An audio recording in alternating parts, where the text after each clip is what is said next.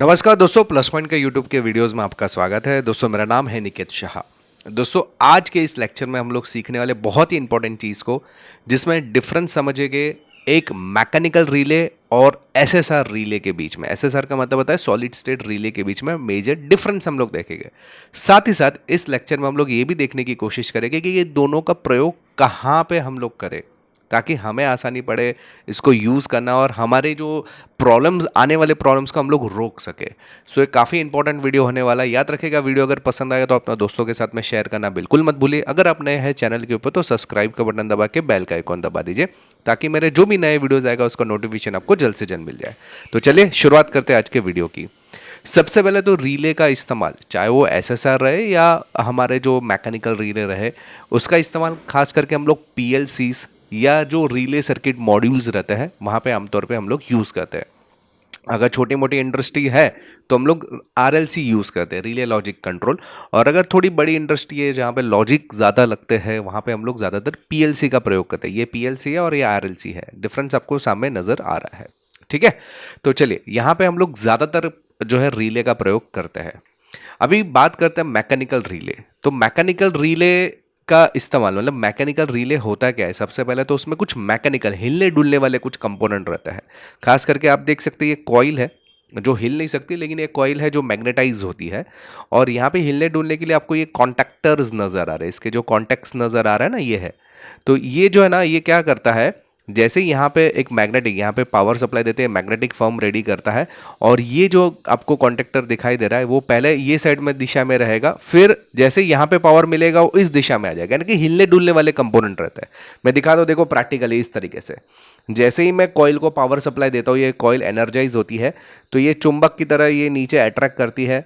और ये जो हमारा रॉड है वो इस दिशा से, देखो इस दिशा में ट्रांसफर हो रहा है, दिख रहा है। और उसके ज़रिए हम लोग बड़े बड़े लोड्स को हम लोग कंट्रोल कर सकते हैं। हालांकि आरएलसी और पीएलसीज के अंदर जो कॉन्टैक्टर रहता है ये मेन रहता है, इसके मैं नेक्स्ट वीडियो बनाऊंगा। तो उसमें ज़्यादातर हम लोग ये जो है रिले मॉड्यूल्स का यूज़ करते हैं, जो कि ये टेक्निकली इस तरीके से ये काम करता है, जिसमें मेजरली 3 पॉइंट्स रहते हैं। यहाँ पे देख सकते हैं, ये कॉमन पॉइंट बोला जाता है। ये जो है नॉर्मली क्लोज वाला पॉइंट बोला जाता है, नॉर्मली ओपन वाला पॉइंट जो होता है, और इसको कॉइल टर्मिनल या इनपुट टर्मिनल भी बोल सकते हैं।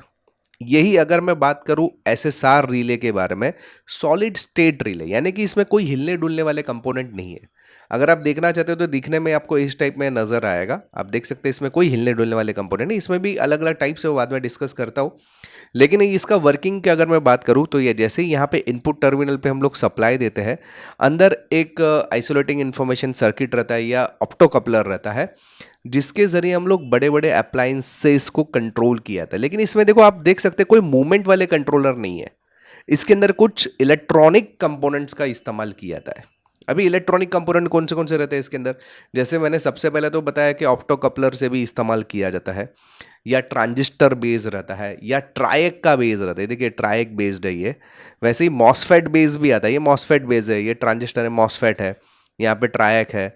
तो इस तरीके से मतलब इसके अंदर आप देखेंगे तो कोई इलेक्ट्रॉनिक कंपोनेंट का प्रयोग होता है। लेकिन इसमें क्या था, मैकेनिकल में इलेक्ट्रॉनिक कंपोनेंट नहीं था, इसमें कुछ मूवेबल कंपोनेंट था। बराबर है, इसमें कोई मूवेबल कंपोनेंट नहीं है, इलेक्ट्रॉनिक कंपोनेंट है।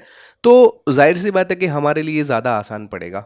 ठीक है, अभी हम लोग बात करेंगे कि भाई ये कौन से एप्लीकेशन में कौन सा हमारा सही रहेगा, यानी कि मैं कहाँ पे मैकेनिकल रिले का यूज़ करूँ या कहाँ पे मैं ये एसएसआर रिले का यूज़ करूँ, जो मेरे लिए आसान पड़ेगा, मेरे क्या बोल सकते हैं आगे फ्यूचर के लिए मुझे अच्छा पड़ेगा, के बारे में बात कर लेते हैं। लेकिन उसके पहले जानकारी के लिए होता है तो हम लोग ने ऑनलाइन में बहुत सारे कोर्सेज चालू कर दिए। अभी हम लोग 10 तारीख को हमारा पीएलसी का भी कोर्स चालू कर रहे हैं। इसके अलावा हमारे पास ऑलरेडी जो चालू है, जैसे आरएलसी हो गया, इलेक्ट्रॉनिक्स हो गया, इलेक्ट्रिकल्स हो गया, इसमें एनिमेशन हो गया, सॉफ्टवेयर्स हो गया, प्रोग्रामिंग्स हो गया, रोबोटिक्स हो गया, वैसे कई सारे 50 से ज़्यादा कोर्सेज हैं हमारे एप्लीकेशन पे। ये सब कोर्सेज करने के लिए केवल मोबाइल में एक ऐप डाउनलोड करना है। ऐप का नाम है प्लस पॉइंट ट्रेनिंग, ये आपको गूगल प्ले स्टोर पे आपको मिल जाएगा। अधिक जानकारी के लिए मेरा व्हाट्सअप नंबर है, इसमें मुझे केवल हाई का मैसेज डाल दीजिए, मैं सारी जानकारी आपको व्हाट्सअप के माध्यम से भिजवा दूंगा। लेकिन दोस्तों, आप लोगों के लिए ये खुशखबरी है कि इस दिवाली यानी कि नवंबर 10 से लेकर 13 नवंबर तक आप लोगों को हर एक कोर्स में डिस्काउंट मिलने वाला है, जो कि साल में एक ही बार हम लोग देते हैं डिस्काउंट ऑफर, जो कि है दिवाली बम्पर डिस्काउंट ऑफर। तो इसके लिए अधिक जानकारी चाहिए तो मेरा व्हाट्सअप नंबर है, इस पर मुझे केवल हाई का मैसेज डाल दे तो मैं उसकी भी जानकारी आपको भिजवा देता हूँ। ठीक है, तो चलिए शुरुआत कर लेते हैं अभी। मैकेनिकल रिले और एसएसआर रिले, इनमें से हम लोग किसका चुनाव करें? तो उसके लिए सबसे पहले हमें समझना पड़ेगा उनके एडवांटेजेस और डिसएडवांटेजेस को। तो सबसे पहले एडवांटेजेस की बात करें या डिसएडवांटेजेस की बात करें तो मूवेबल एलिमेंट्स।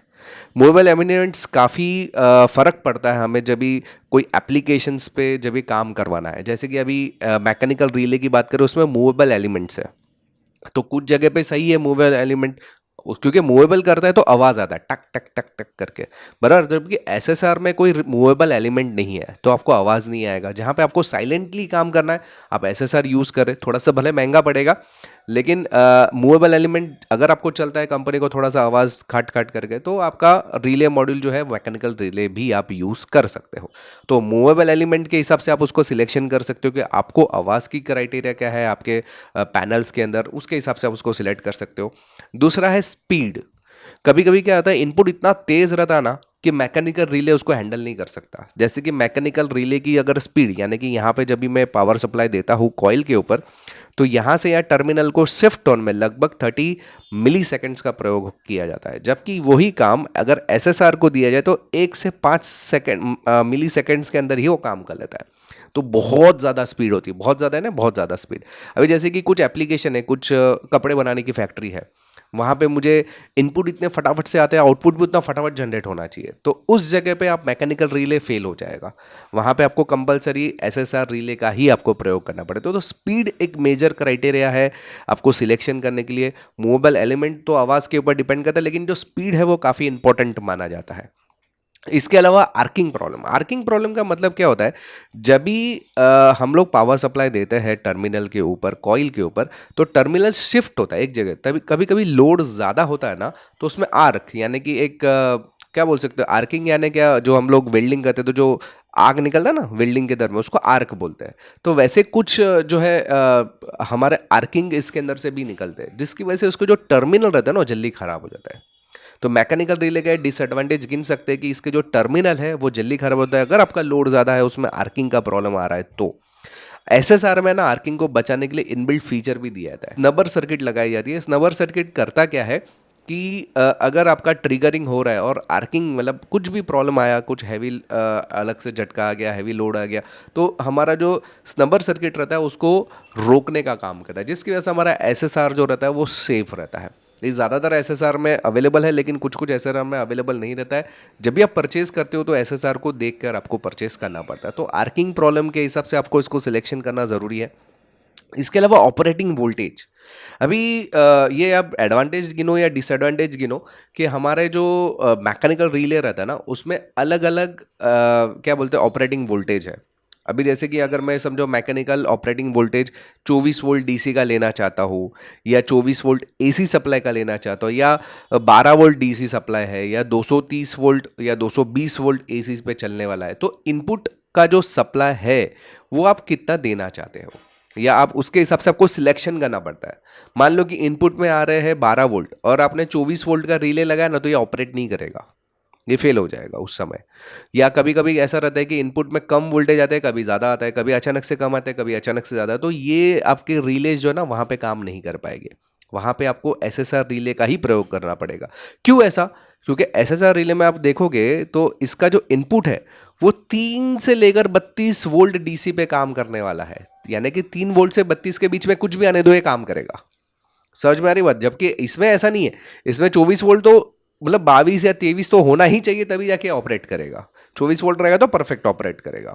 समझ में? अगर उसकी जगह पे 12 आ गया तो ये काम नहीं करेगा। यहाँ पे तो 12 आए, 24 आए, 32 आए, किस पे भी वोल्टेज इनपुट आने दो ये काम करेगा। समझ में आ रही है बात? तो ये ऑपरेशनल वोल्टेज जो रहता है काफ़ी इंपॉर्टेंट रोल प्ले करता है एसएसआर और मैकेनिकल रिले के बीच में। फिर लोड लिमिट, लोड लिमिट का मतलब क्या रहता है, अगर मैं मैकेनिकल रिले की बात करूं तो ये मैक्सिमम मैक्सिमम में बोलूं तो ये 10 एम्पेयर तक का लोड आउटपुट में कंट्रोल कर सकता है। जैसे कि आपको यहाँ पे नज़र आ रहा है, यहाँ पे कुछ लिखा हुआ है, देखो 5 एम्पियर का लोड है आउटपुट में कंट्रोल कर सकता है। वैसे यहाँ पे अगर आप देखोगे तो लगभग 6 एम्पियर का लोड ये जनरली ये कंट्रोल कर सकता है। लेकिन वही अगर मैं बात करूँ हमारे एसएसआर रिले के लिए, तो यहाँ पे देखो आपको दिखाई दे रहा है 50 एम्पियर, फिर यहाँ पे 40 एम्पियर, यहाँ पे आप देख सकते हैं 16 एम्पियर, 25 एम्पियर, वैसे अलग अलग रेंज में ये मिलते हैं। आपका जितना लोड रहेगा ना वो हिसाब से आपको एसएसआर खरीदना रहता है, उसके अकॉर्डिंगली वो काम करेगा। तो ये काफ़ी बढ़िया रहता है, ऑप्शंस हमें मिलते हैं कि भाई हाँ मेरे को कौन सा लोड है उसके अकॉर्डिंगली मैं एसएसआर कर दूँ, जबकि मैकेनिकल मैक्सिमम 10 है, उससे ज़्यादा है ही नहीं। अच्छा, इसमें भी 10 एम्पियर से ज़्यादा रहेगा ना तो उसमें हीट सिंक लगानी पड़ती है, तो थोड़ा सा हीट होता है, तो ये हीट होने से प्रॉब्लम आ सकती है। तो उसको बचाने के लिए कभी कभी हमें उसके ऊपर क्या बोल सकते हैं, उसको हीट सिंक वगैरह लगा सकते हैं, लेकिन इसमें तो मैक्सिमम लोड ही 10 एम्पियर है, उससे ज़्यादा मिलता भी नहीं है। सो ये एक एडवांटेज या डिसएडवांटेज गिन सकते हैं मैकेनिकल और एसएसआर के बीच में। ऑपरेशनल वोल्टेज, ऑपरेशनल आप बोल सकते हैं, वोल्टेज तो छोड़ दो, लेकिन ऑपरेशनल किस तरीके से होता है।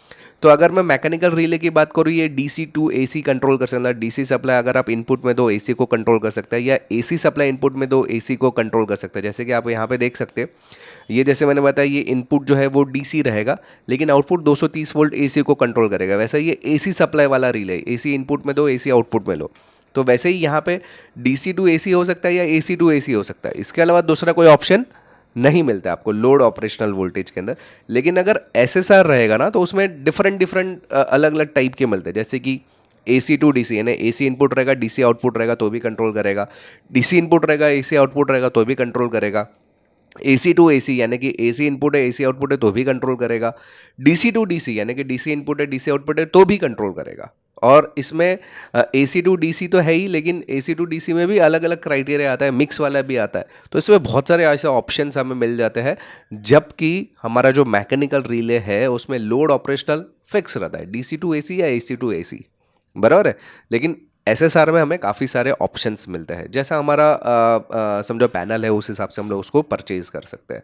लास्ट चीज़ जो रहती है इसमें पैनल के फॉल्ट के बारे में याद रखिएगा। पैनल में अगर कुछ भी शॉर्ट सर्किट वगैरह हुआ ना तो एसएसआर पहले उड़ेगा, यानी एसएसआर जल्दी खराब हो जाता है एज कंपेयर टू ये। अगर पैनल के अंदर फॉल्ट आया शॉर्ट सर्किट का तो की बात कर रहा हूँ, बाकी एसएसआर ज़्यादा ही चलेगा मैकेनिकल रिले से। अगर मैकेनिकल रिले की जैसे मैंने यहाँ पे बताया कि मूवेबल कॉन्टैक्ट रहता है, बराबर है, तो इसकी कुछ लिमिट रहती है। ये समझो 1 साल चलेगा, 5 साल चलेगा, 10 साल चलेगा, उससे ज़्यादा नहीं चलेगा, लेकिन ये ज़्यादा चल सकता है। इसका जो उम्र रहता है ना वो ज़्यादा रहता है। लेकिन यहाँ पे मैं बात कर रहा हूँ पैनल के फॉल्ट यानी कि शॉर्ट सर्किट के बारे में। उस समय अगर शॉर्ट सर्किट ऐसी कोई प्रॉब्लम होती है तो एसएसआर पहले उड़ेगा, बाद में ये उड़ेगा। सो यहाँ पे पैनल फॉल्ट के खाली रिलेटेड एसएसआर प्रॉपर नहीं है शॉर्ट सर्किट के रिलेटेड, उसके कंपैरिजन में हमारा मैकेनिकल रिले ज़्यादा बेहतर माना जाता है। लेकिन बाकी जो आप देखेंगे ना, बाकी सारे जो मैंने अभी बताया, जैसे मूवेबल एलिमेंट, स्पीड के बारे में, आर्किंग के बारे में, operating voltage, load limits, load operational, ये सब के बारे में अगर मैं बात करूँ तो मुझे ज़्यादा प्रीफरेबल है एसएसआर। बाकी मैकेनिकल रिले भी चलेगा, डिपेंड करता है आपके एप्लीकेशन कौन सा है, लोड कितना है, उसके हिसाब से। तो आई होप कि दोस्तों आपको ये जो टॉपिक है मैकेनिकल रिले और एसएसआर रिले के बारे में पूरा क्लियर हो चुका है। आप कौन सा खरीदोगे, कौन सा सही रहेगा, दोनों के बीच में क्या डिफरेंस है, सारी की सारी डिटेल्स मैंने एकदम डिटेल में यहाँ पे बता दी गई है। दोस्तों याद रखिएगा, अगर आपको ऑनलाइन कोर्सेज करना है तो हम लोग ने बहुत सारे कोर्सेज चालू है। पीएलसी का तो कोर्स अभी चालू हो रहा है 10 तारीख को। इसके अलावा आरएलसी, सोलार, इलेक्ट्रिकल, इलेक्ट्रॉनिक्स, जैसे मैंने बताया आर्डिनो, फिर मतलब रोबोटिक्स हो गया, प्रोग्रामिंग हो गया, बहुत सारे कोर्सेज है, 50 से ज़्यादा कोर्सेज है। ये सब कोर्सेज करने के लिए मोबाइल में ऐप डाउनलोड करना है, plus point training, Google play store पे मिल जाएगा। अधिक जानकारी के लिए मेरा व्हाट्सअप नंबर मैंने आपको ऑलरेडी दिया हुआ है। चलिए दोस्तों, इस वीडियो में इतने। आई होप कि दोस्तों ये वीडियो आपको पसंद आया रहेगा। पसंद आए तो अपने दोस्तों के साथ शेयर जरूर कीजिए। अगर आप नए हैं चैनल के ऊपर तो सब्सक्राइब का बटन दबा के बेल का आइकन दबा दीजिए, ताकि मेरे जो भी नए वीडियोस आएगा उसका नोटिफिकेशन आपको जल्द से जल्द मिल जाए। चलिए इस वीडियो में इतना ही। Thanks for listening.